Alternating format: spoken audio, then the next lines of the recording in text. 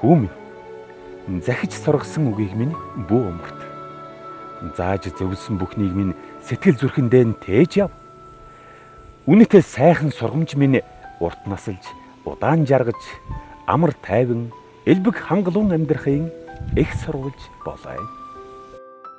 Үнэн хайр, үнэнч байх чанарыг хизээч бүү алдах. Ийм чанарыг хүзүүнээс зүүсэн сахиус мэт биедэн хадгалж, чулуун дээр сийсэн бичээс мэт зүрхэндээ шингээв. Тэгвэл чи ертөнцийн эзэнд болон хүмүүн төрлөختөнд адилхан таалагдж, сайн нэртэй явах болно. Мөнхийн эзэнд сэтгэлийн гүнээс найдаж сур, харин өөрийн бодолд хизээч бүү найд. Юу ч хийсэн мөнхийн эзний үгийг үндэс болго. Тэгвэл амьдралын шулуун замыг тэр зааж өгнө. Өөрийгөө илүү ухаалаг хэмээн бүү нэл. Харин мөнхийн эзнээс эмээн муу бүхнээс тойрч яв. Ингэснээрээ бие махбод чинь эрүүл, сэтгэл санаа чинь өөдрөг явах болно. Орсон орлого бүтээсэн бүхнийхэн дээжээс хамгийн түрүүнд мөнхийн эзэнд өргөл болгон барьж хүндэтгэж байв. Тэгвэл авдар агуулгач нийтэйгээр дүүрэн, хөхүүр савчин дарсаар дүүрэн байх болно. Хүү минь, мөнхийн эзэн чамайг дэг журамтай болгохын тулд шийтгвэл түүнд нь бүү дургүйц. Түүний ташуураас бүү халшир.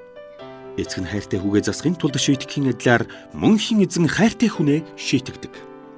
Цэцмэргэн ухааныг олж, ухаан ойлгох чадварыг авсан хүн хамгийн жаргалтай ажээ. Учир нь гэвэл үүнээс олох хонжоо нь цалин цагаан мөнгө олсноос давуу, үүнээс гарах ашиг нь шижир алттай болсноос илүү. Цэцмэргэн ухаан нь эрдэнсээс илүү үнэтэй. Чиний хүссэн бүхний аль нь тайч зүйрлэшгүй давуутай. Цэцмэргэн ухаан баруун гараараа урт нас, зүүн гараараа эд хөрөнгө алдар нэрийг хайрладаг. Түүний замаар явах нь сэтгэл зүрхэнд тааламжтай. Харгүй зам бүр дээр нь чамайг амар тайван хүлээн.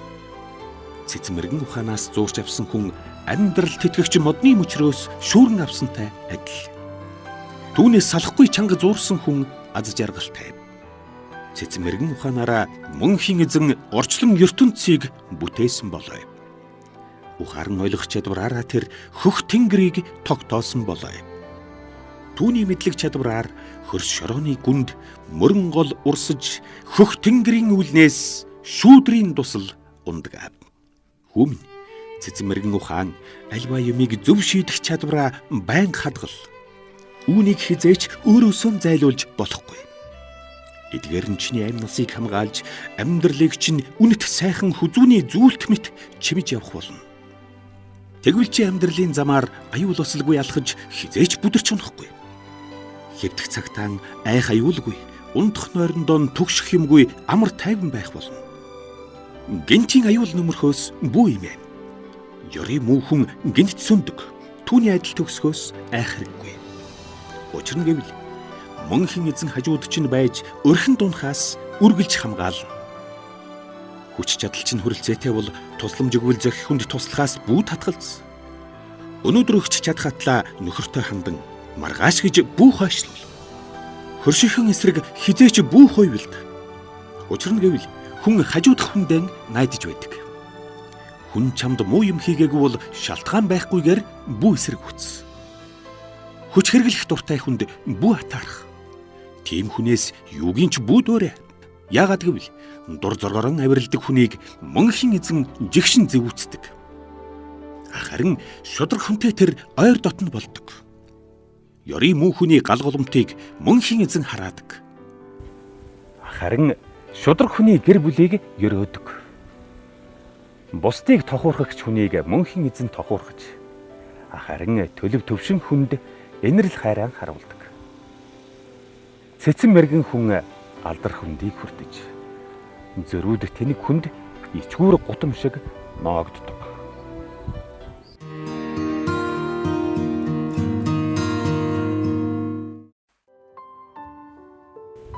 Хөвгүүд минь, эцгийн сэтгэлээр хандж хэлсэн үгийг анхааран сонс. Чих тавин сонсвол сэтгэлийн хараат хэлнэ. Учир нь гэвэл би та нарт үнэт сургамж өгнө. Үүнийг хизээч бүү хай. Хар нялх байхаас минь, эхийнхээ инхий хайртай ганцгүй байхаас минь эцэг минь надад сургахдаа эцгийнхээ үгийг сэтгэлийн гүнд шингээж сур. Хэрв чи миний зааснаар явбал амь насанд чинь өлзийтэй. Зааж зөвлөсөн үгийг минь хизээч бүү март. Захиж хэлсэн үгнээс минь хизээч бүү зөр. Юуны өмнө цэцмэргэн ухаан сэтгэлийн харааг олж ав. Хэрв чи цэцмэргэн ухааныг үл орхивол тэр чамайг бас үргэлж авч явна. Хэрв чи цэцмэргэн ухаанд шунан дурлавал тэр чамайг бас харж хамгаална. Хамаг юмны их сурвалж нь цэцмэргэн ухаан мөн. Үүнийг олж ав. Үүнээс гадна сэтгэлийн хараатай бол цэцмэргэн ухааныг чи хичнээн өндөр төргөвөл чамайг төчнөн өөдөн татна. Хэрв чи түүнийг өөрийн болговол тэр чамд алдар хүндийг авчирна. Тинхүү чи тансаг цэцгийн эрхээр толгойгоо чимж үнэт титмийг тэргүүндээ тавьсан мэт сайхан харагдана. Өмнө хэрв чи миний сургаалыг анхааран сонсоод ухаан авбал урт удаа наслах болно. Би чамд цэцмэргэн ухааны замыг заана. Үнэт шударгын замаар дагуулна. Тинхүү явах зам чинь гүдгэр хотгоргүй, гүйх зам чинь бүдрэх саадгүй байх болно. Захиж сургасныг минь бат дагаж, сэтгэлээсээ хизээч бүү зайлуул. Түүнийг байнга харж хамгаал. Тэр бол чиний амьдралын баталгаа мөн. Хорон санаатны замаар хизээч бүү ор. Ёрын муу хүнийг хизээч бүү даг. Тэдний замаас тойрч яв. Хизээч бүү дөхөж оч. Өмнө чинь тийм зам дайралдвал зүгэн өөрчлөөд өнгөрч гар. Учир нь гэвэл хорон санаатнууд буруу хүслэн гүйцэлдүүлэхээс нааш унтж чадахгүй. Бусдын өмнө тэг тавьж унгахаасаа нааш зүрмэглэж чадахгүй болдог. Тэдний хувьд хорон уйлыг хийх нь өл залгах хоол, хүч хэрэглэж амьдрах нь өдөр тутмын унд мэт болдог. Гэтэл үнэн чудрах хүний амьдралын зам нь үүрийн гэгэрүү чиглэсэн болоо. Тинхүү улам улмаар гэрэлцээр өдрийн гэрэлд ордог. Харин хорон санаатны амьдралын зам түнэр харанхуйтай адил. Тийм хүн бүдэрч унахтай хүртэл юунд тэгэлснээ харж чадахгүй ажээ. Хүү минь, хэлэх үгэнд минь анхаарлаа хандуул. Ярих үгийг минь чих тавин сонс. Захиж сургасныг минь бүү март. Сэтгэлдээ бат хадгал. Учир нь гэвэл энэхүү сургаал нь хүлээн авсан хүнд амьдрал болно. Биелүүлсэн хүнд бие махбодыг ангаагч эм болно. Амьдрал ямар байх нь бодол санаанаас нь шалтгаална. Тиймээс юуны өмнө бодол санаагаа альва муу нөлөөнөөс хамгаалж сур. Бөөрөнхий хурамчүгээр хизээч бүү яар. Залмигтэй үгийг хизээч бүү хэрэгэл. Энэ бүхнээс хол яв. Харин цэг шулуун харж, цэгц шудраг бодож яв. Гიშх газраа зөв сонгуул амьдралын зам чинь бат тогтно. Харин зөв замыг нэгэнт сонгосон бол зүүн баруун хаашаач хазааж болохгүй. Гэмт хүний зам дээр хөл тавихаас болгоомжил.